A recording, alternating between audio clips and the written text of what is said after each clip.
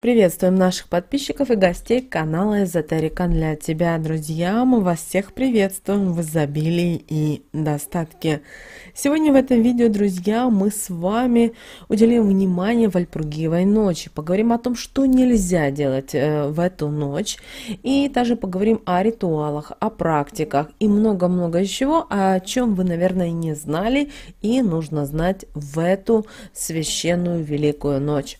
Итак, давайте начнем с того, что Вальпургиева ночь – это событие, которое ежегодно наступает в ночь с 30 апреля на 1 мая. И название праздник получил от святой Вальпурги, которая была известна своими благочестивыми деяниями.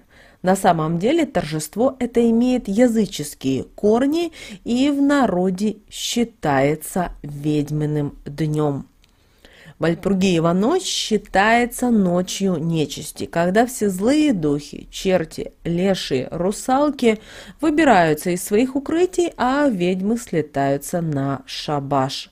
И существует даже поверье, что в это время лешие ведьмы собирались на большой поляне в лесной глуши и устраивали пляски у огромного горящего костра, восхваляя нечистую силу и призывая в этот мир как можно больше бесов-вредителей. Они обращались к темным силам, прося у них в дар больше влияния и власти, трансформируясь в странных созданий, которые были не подвластны человеческому воображению.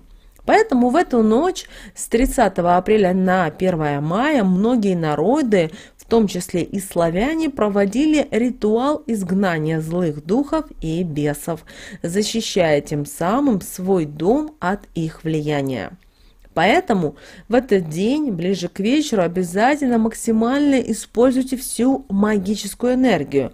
Проводите обряды, ритуалы, читайте магические слова, а также очень внимательно относитесь к собственным снам, которые могут оказаться для вас вещами.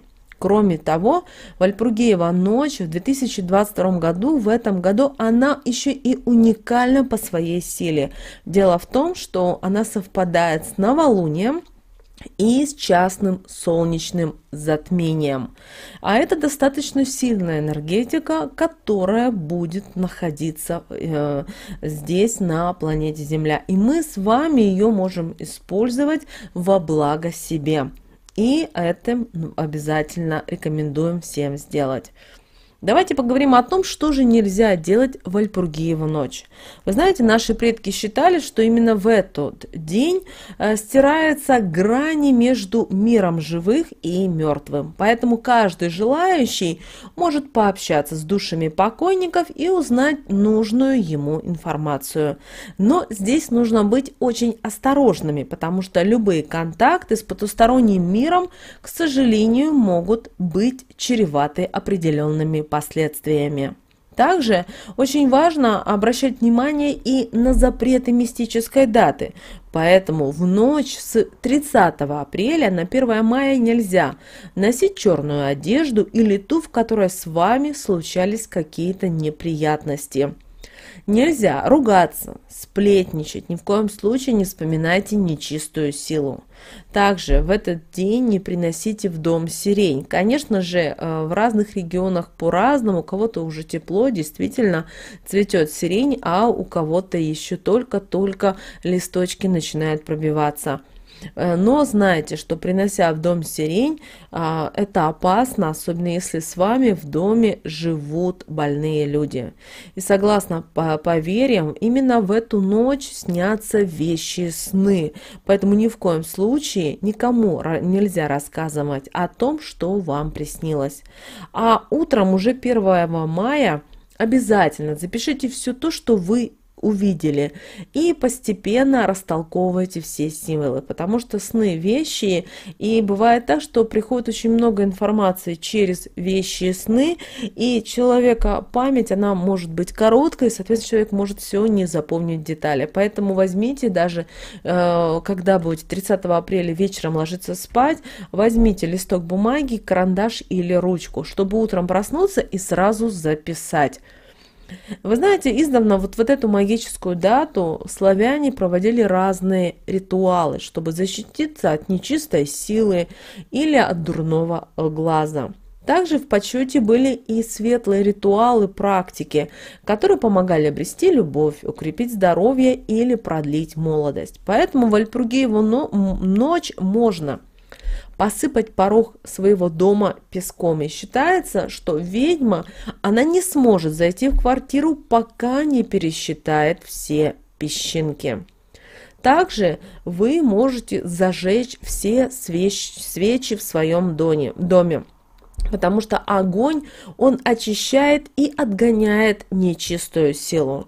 Не получается во всем доме, хотя бы в той комнате, где вы находитесь постоянно. Это очень хорошая будет очистка. Если вы живете в частном доме, то разведите костер во дворе. Вот таким образом вы будете отпугивать злых духов.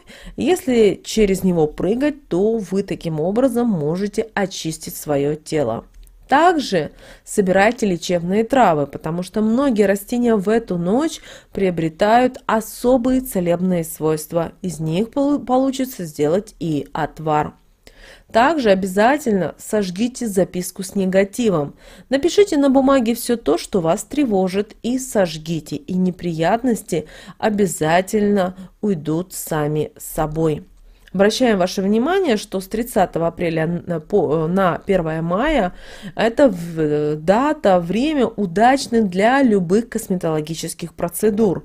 Женщины могут делать маски для лица, принимать ванны, зажигать ароматические свечи. Все действия, которые вы проведете для ухода за собой, возымеют трехкратный эффект.